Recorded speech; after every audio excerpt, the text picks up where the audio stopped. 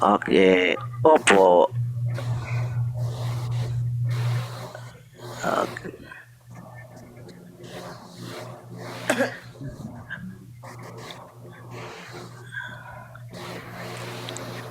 Ako, sino mo?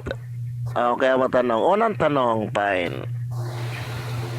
Bakit may rebulto kayo ni Felix Manalo? Para saan ba yan? Pag-alaala. Ano, Pag-alaala sa kanya, syempre. pag-alala sa kanya. Ito ba'y Memories, mga ganyan. memories? Okay. So, pangalawang tanong, wala ba kayong rebulto pag-alaala kay Kristo at sa mga banal? Wala. Okay. Pangatlong tanong, bakit ang may rebulto kay Felix Manalo? Bayani ba si Felix Manalo dahil ginawa niyo ng rebulto? Ito sagot ko, kuya. Ang rebulto po ay hindi po masama. Walang idudulot sa yung masama ang Mr. rebulto. Moderator, objection Pero po. ito, saglit lang. Sumasagot pa ako eh. Hindi pa tapos eh. Ikaw naman. Ang tanong ko kasi bro, bakit bayani ba si Felix Manalo, bakit ginawa niya ng rebulto? Ang tiyan ang tanong ko. Bayani ba?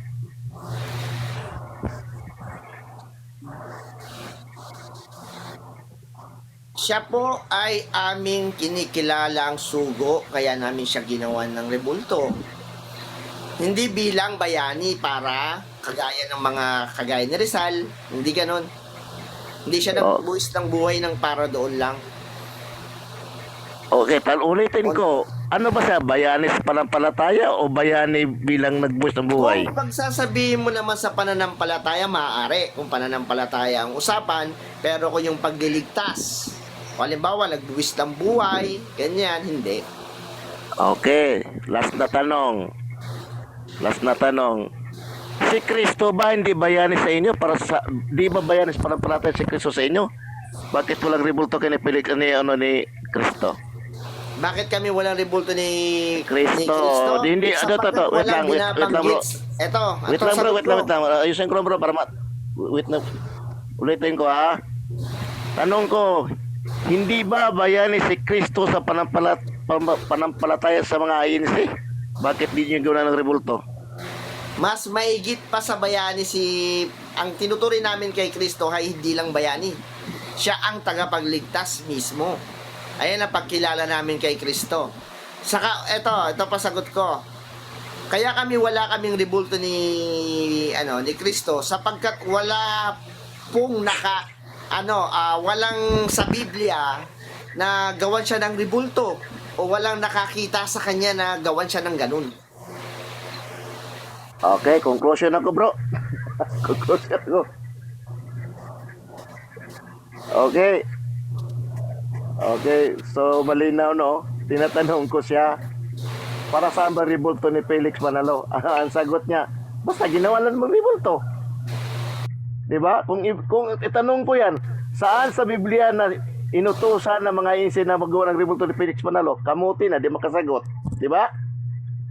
So, tira ng tira kasi rebulto ng mga Katoliko, may rebulto din kayo eh. Unang-una, huwag kang gagawa ng mga imahe o inanyuhan. So, una na kayong doon. Sumuway na ka doon. Di ba? Oh. Yan, malinaw na kayo mismo, hindi rin, nako. Tapos, sabi nyo, tinanong ko, si Felix Manalo ba, bayani ba sa sabi mo, di bayani. Kung bayani ba sa panampalataya, yes, sabi mo. Kaya gumawa ka ng rebulto ni Felix Manalo. Bakit sa inyo ba? Si Kristo ba? Bayani ba sa panampalataya? Ay, hindi, di kami ginawa namin kasi nga di may nakikita. Wala kaming sinabing ganon. Bro, may sumasabat bro. Na di makatiis, kagat labi lang po mga kapatid. Sabi yung sasali ka pa? Bro, okay, sabihin salita. No. Okay, o sige, tuloy ako. So, malinaw naman na itong mga insi, gumagawa-gawa lang din ng mga rebulto. Di ba? Oh, kahit sabihin na natin, dapat sinabi mo lang, bayani si Felix Manalo. Kaso di naman talaga bayani. Kayo na nagbayabayani kay Felix Manalo. Kaya nga yung masakit eh. Si Kristo ang tagapagligtas. Siya yung nagiglas sa atin, sa ating mga kasalanan. Hindi nyo ginawa ng rebulto. Pambihira naman kayo. Ha? Sabihin nyo, inutos. Bakit? Inutos ba ng Biblia din na paggawa ng rebulto si Felix Manalo? May nabasa ba? Wala, di ba? Di ba? Oh, masakit, aray ko. Huwag kasi kayong bato ng bato para kayong dumura sa pataas eh. Sa inyo ribabaksik yung duraan nyo. Okay, tira ng rebulto. Kami rebulto din kasi kayo. Kung sabing sinasamba, hindi namin sinasamba yan. Malinaw na malinaw sa dasal namin. Ama namin, sumasalangit ka. Sambahin ang ngalan mo, hindi sambahin ang rebulto mo. Mali ang akusasyon nyo. Kaya, kung tingin nyo ang mga rebulto ni Diyos-Diyosan, mas lalo ng rebulto ni Felix Manalo, Diyos-Diyosan yan. Kasi hindi nasulat sa Biblia ang pangalan ni Felix Manalo na gawa ng rebulto. Malinaw na, malinaw. Okay. Tapos sa yung oras ko.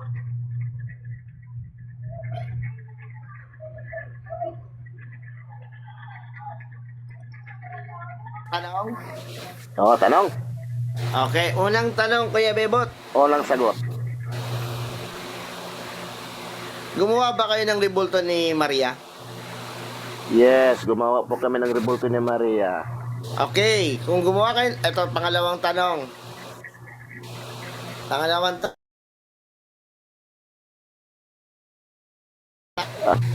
Nananalangin ba kayo kay Maria? Hindi po kami nanalangin kay Maria, kami humingi ng panalangin. Next question. Okay, sabi niya, di raw siya nananalangin kay Maria. Sadya daw, di raw nananalangin. Totoo kaya yun. Okay, pangatlong Po, tanong. side comment po, motion moderator, objection. Wala side comment. Okay. Sige. Okay. Pangatlong tanong. Yung rebulto ba ay masama? Hindi po lahat ng rebulto ay masama. Kung ang rebulto yung hindi na existido na, ginawa ng rebulto, ayun, matawag na Diyos. Okay, next question. Wait lang, existido naman lahat ng mga rebulto. Patapusin mo muna ako. Yung mga rebulto ng mga Katoliko, ay existido po yan, naging tao po yan, kaya ginagawa naman ng rebulto, pero hindi namin Diyos, yan po yan. Next question. Okay. Next question. Pag di ba sa simbahan ninyo, nakaharap ba kayo sa mga imahe rebulto nyo kapag sumasamba? Siyempre, nasa harap namin ng rebulto, pero hindi man ang rebulto sinasamba namin eh. Ang Diyos ang sinasamba Okay, namin. next question. Nagbigay mo na. Okay na ba? Wala na? Yung sa masagot pa nga eh. Tapusin mo muna ako, ay. Dong? Sige. Katunayan nga po, ang dasal namin, Ama namin, sumasalangit ka, sambahin ang ngalan mo, hindi samba ng rebulto mo. Next question. Okay, last question. Lakasan mo naman. Okay, and last question ko. Saang talata sa Biblia, mababasa ang Iglesia Katolika, Apostolika Romana? Talata. Wala pong mabasa ng verbatim na gano'n ang magbabasa letra por letra dahil kayo din mismo, bagsak din kayo, wala pong letra por letra. Kasi inutos sa si Felix Manalo nagtayo ng Iglesia dos Pilipinas ng Diyos. Kaya Okay. bagsak din kayo sa letra por letra. Next question. Okay, conclusion na ako. Conclusion na si Find the Truth. Conclusion. 2 minutes. 2 minutes. Okay, naalala nyo ba? Okay. Okay, naalala nyo ba yung mga kasagutan ni Bibot? Kitang-kita na na mali ang kanyang mga sagot. Sabi raw niya kanina, tinanong ko sa kanya kanina, ang rebulto ba ay masama? Sinagot naman niya Tama, hindi raw masama. Alam mo, Kuya Bebot, Hindi naman talaga masama gumawa ng rebulto o larawan. Hindi talaga yan masama. Wala sa Biblia masama yan. Bakit nagiging masama yan? Kung hinaharapan mo at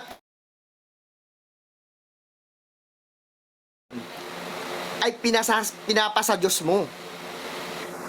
Tanong, yung rebulto na yon si Maria, sabi niya pa, hindi raw nila nananalangin. Sinungaling nga Kuya Bebot eh. Hindi raw sila nananalangin kay Maria na rebulto eh. Anong tawag mo yun sa panalangin? Aba, Ginoong Maria. Hindi ba panalangin yon? Hindi ba dasal yon? Oh, dun pa lang nagsisinungaling ka na, Bebot eh. Di ba?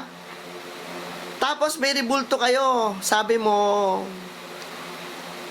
inamin mo naman na kapag sumasamba kayo, nakaharap kayo saan? Siyempre, nasa harapan namin eh. Alin? Inamin mo din eh. Rebulto o larawan. Kita mo? 18 viewers namin ha. Inamin niya. O, totoo naman kasi. Kung babasahin mo yung Exodo, ano sabi? Huwag kang gagawa sa harapan ko ng ibang Diyos. Huwag kang gagawa ng larawan. Sa harap nga daw ng Diyos eh. Oh, tapos ito pa masama. Ginawan mo ng larawan si Maria. Saan nanggaling yung larawan?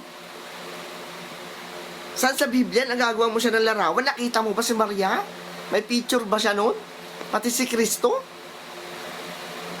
Oh, tapos sasabihin mo tatakbo ka kay Diyos-Diyosan daw si Felix Manalo. Anak ng pusa naman, Kuya Bebot. Hindi naman namin ginagamit o sinasamba yung rebulto na yun. Wala sa kapilya namin noon. Kahit pumunta ka sa kapilya namin, wala kang makikitang rebulto kahit isa doon sa harapan. Sa inyo, paano yan? Ikaw na rin umamin. Di ba? Kayo na umusga. Inamin din niya, nasa harapan niya. Sabi ng Diyos, huwag kang magkakaroon ng ibang Diyos sa harap ko, harapan ko. O, paano yan? Kuya Bebot, kayo na umusga sa kanya. Bye-bye. Thank you.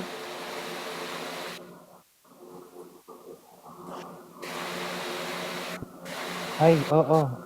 Si Shima yung tanongin ko.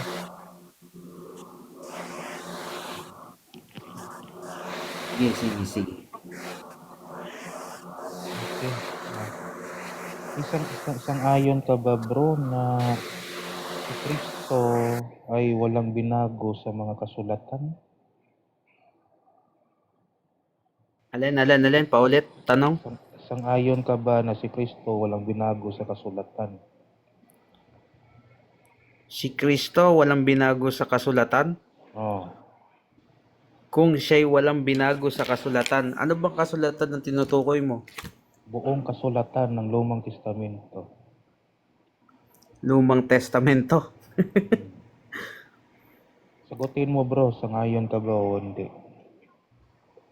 Hindi ako sangayon. Okay. Magbigay ka ng binago ni Kristo na kasulatan sa Lumang Testamento.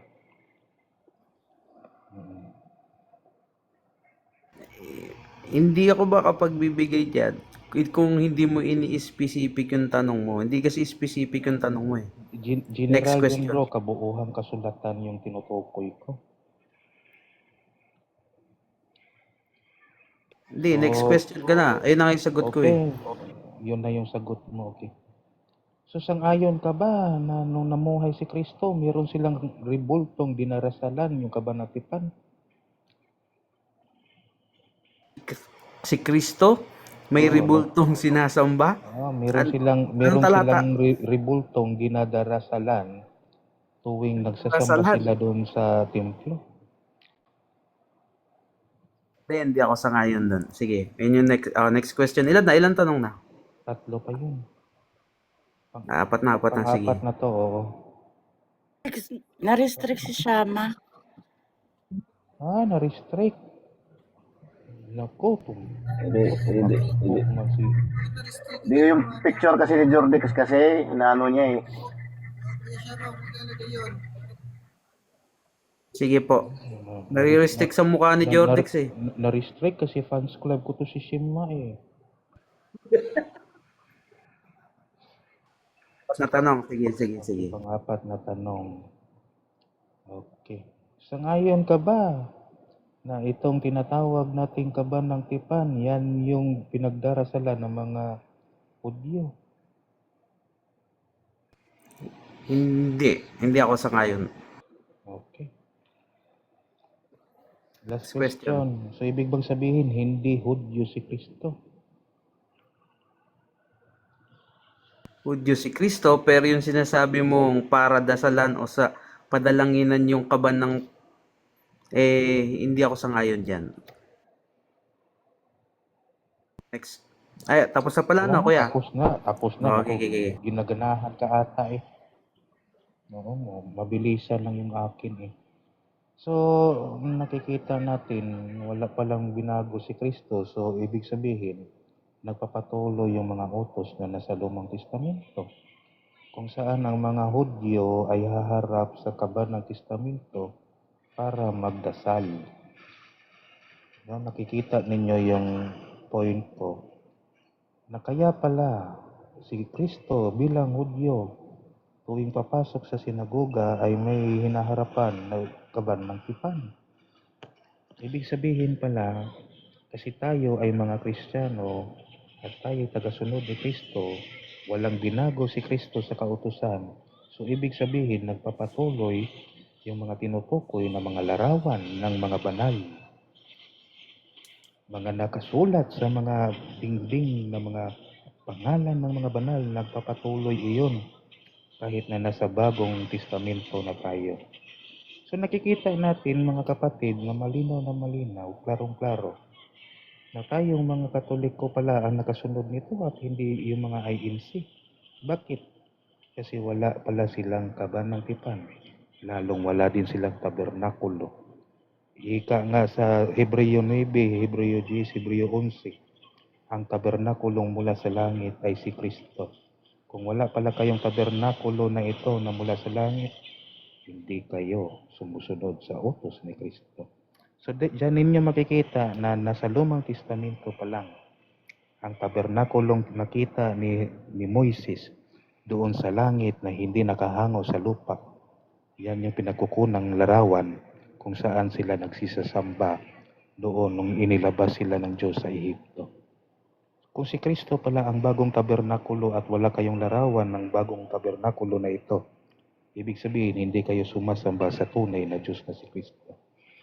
So ngayon, no, para makikita ninyo na mula pala sa langit itong tabernakulong ito, ayon sa Hebreo 8, Hebreo 9, Iglesia, nangangahulugan na hindi kayo sumusunod sa utos ng Panginoong Hesus.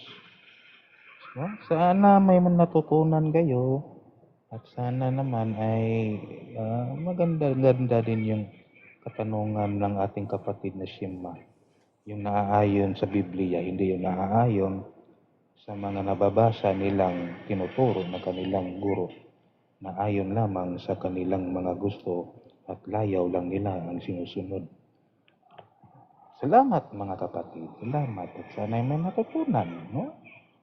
Okay. Thumbs up ba? Thumbs up. Thank you. May 5 tanong ako. Unang tanong, simple lang. Okay. Ito lang ang tanong ko. Ang rebulto ba ng Nazareno, ito ba'y gawa sa kahoy? Oo o hindi? Gawa sa kahoy, ngunit ang pinagbabawal na sa Isaya ay tinatawag na inanyuan na may takip na gold at saka silver. Next question. Pangalawang tanong. Okay. Yung bang Santo Niño, ito ba'y gawa sa kahoy? Oo o hindi? Ang gawa sa kahoy, pero hindi siya nangangahulugan inanyuan kasi ang tinatawag nating Diyos-Diyosan, yan yung tinatakpan nila, ang kaluwalhatian ng Diyos. Next question. Next question.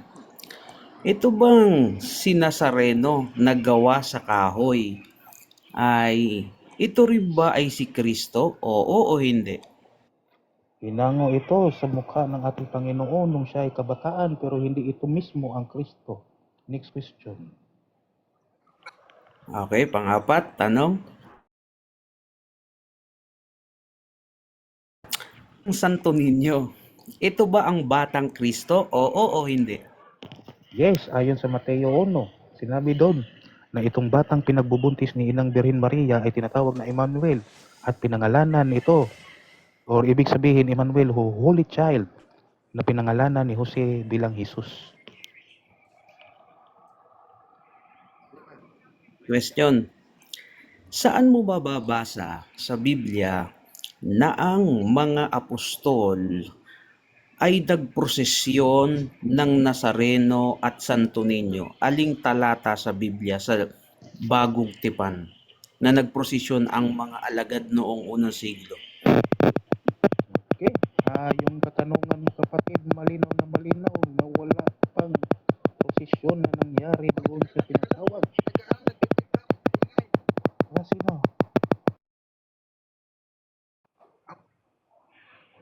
Headset ko?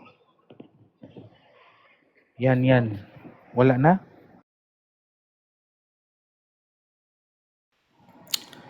Saan mo mababasa sa Bagong Tipan na ang unang mga alagad ay nagprosesyon ng Nazareno at ng Santo Niño? O saan mo mababasa yon? O aling talata yun sa Biblia?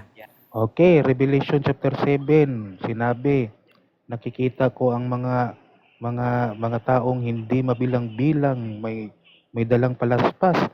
Sa tuwing Semana Santa ng Kristiyanong Katolisismo, pinoprosesyon namin ito at mayroon kaming dalang palaspas. At yun, nababasa sa Biblia. Pero yung tinatawag nating Nazareno na tinatawag na rebulto, hindi yan mismo mababasa. Next question.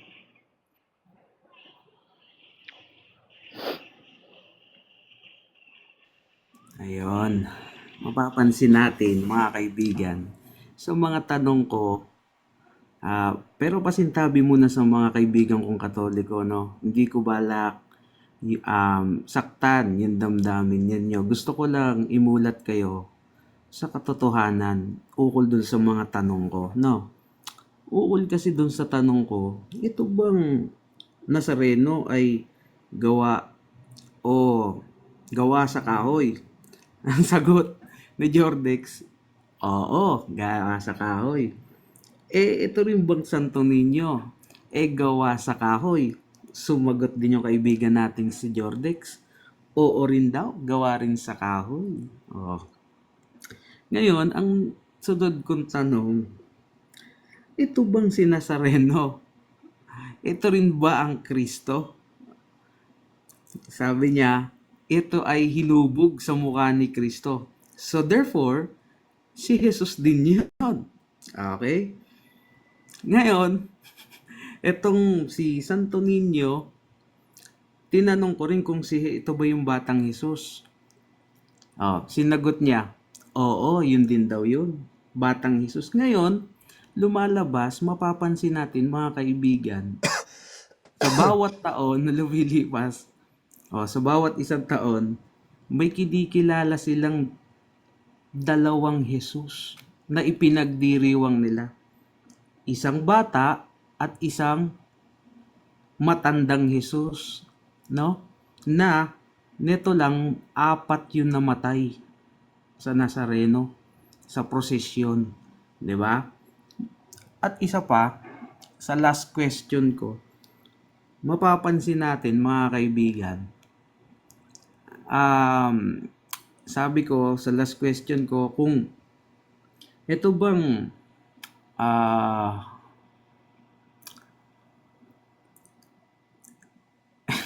ito bang last question ko, nakalimutan ko na. Pero hindi na lingid yan sa atin syempre na talagang darating ang panahon na talaga may magtuturo ng ibang Jesus eh. Sabi nga dito sa 2 Korinto 11:4 sapagkat kung ang dumarating ay mangangaral ng ibang Jesus na hindi namin ipinangaral, o kung nagsisitanggap kayo ng ibang espiritu na hindi din nyo tinatanggap, o ng ibang ebanghelyo na hindi ninyo tinanggap ay mabuti sana ang inyong pagtitiis.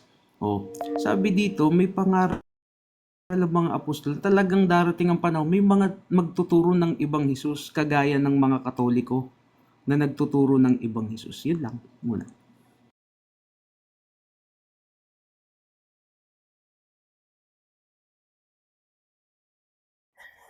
Sige. Sige, bigyan.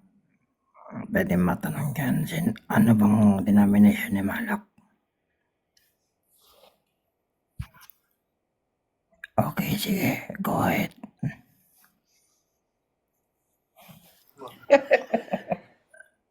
Sige, ako ang magtatanong.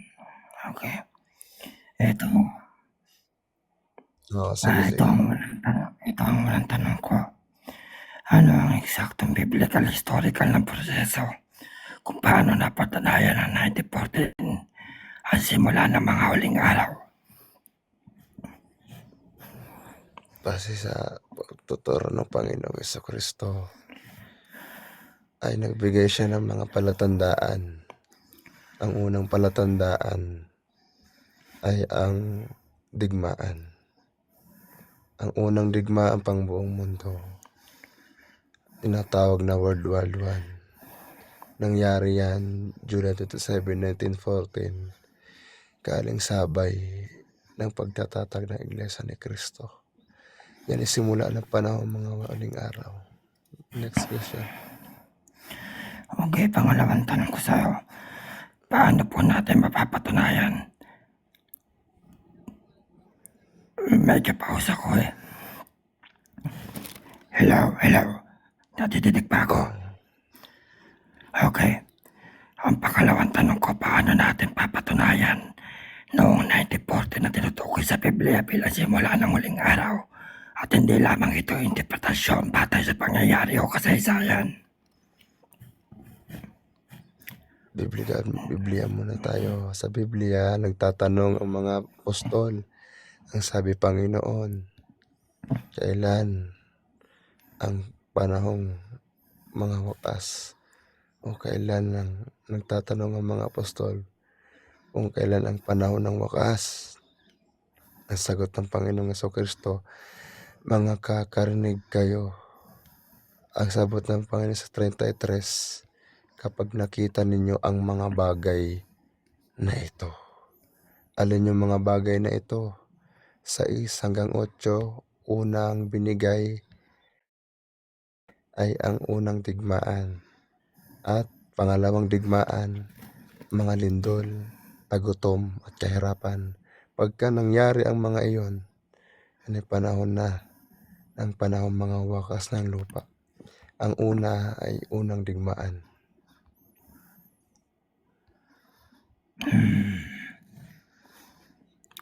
Okay, sige.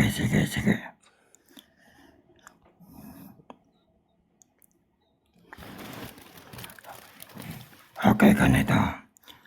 Kung yan ang pagpapatayan natin saan mapapasa sa Biblia, ang pangalan ni Felix na siya ang huling sugo sa mga huling araw.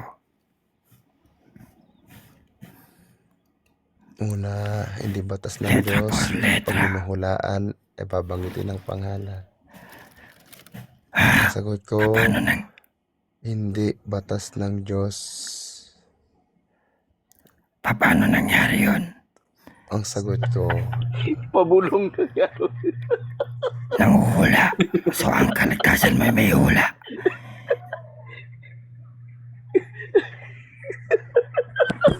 Iya, Sebi.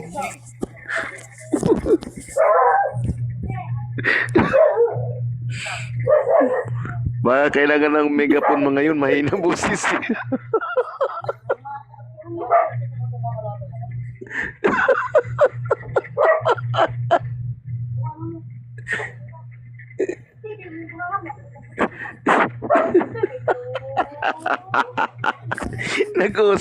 Nag-uusap si Rod Talo na Stewart naman sa si tayo, PJ. Bitsana. Mamaya na lang tayo laro. Tama lang.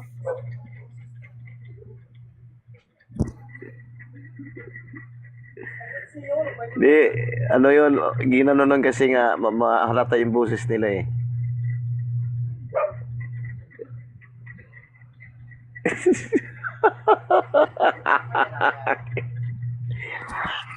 Anong gusto mo? Anong gusto mo, Mix Purista? Maging live na tayo. Para si FPJ. Para si FPJ. Pareho lang yung dalawa eh. Yung isa na parang walang gana. Si Ma... Si, si, si Malak parang may halak. Yung isa si ito, Manonori parang si ano, parang si PG.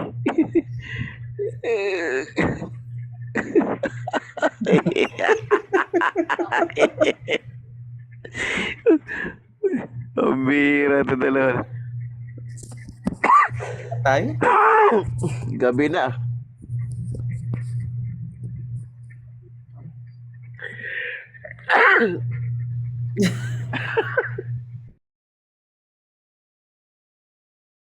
Gabrista na yung ano mo, YouTube mo? Gabrista? Sige. Okay, tulog Sige, na lalagyan. tayo mga kuya.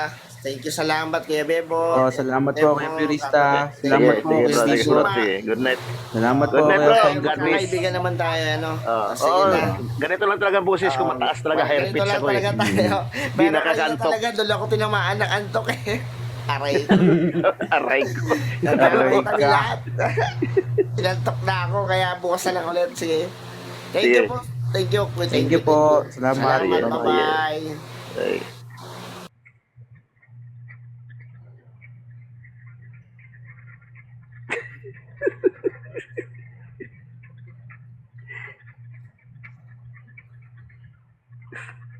Natawag. Natawag. Nag-uusap si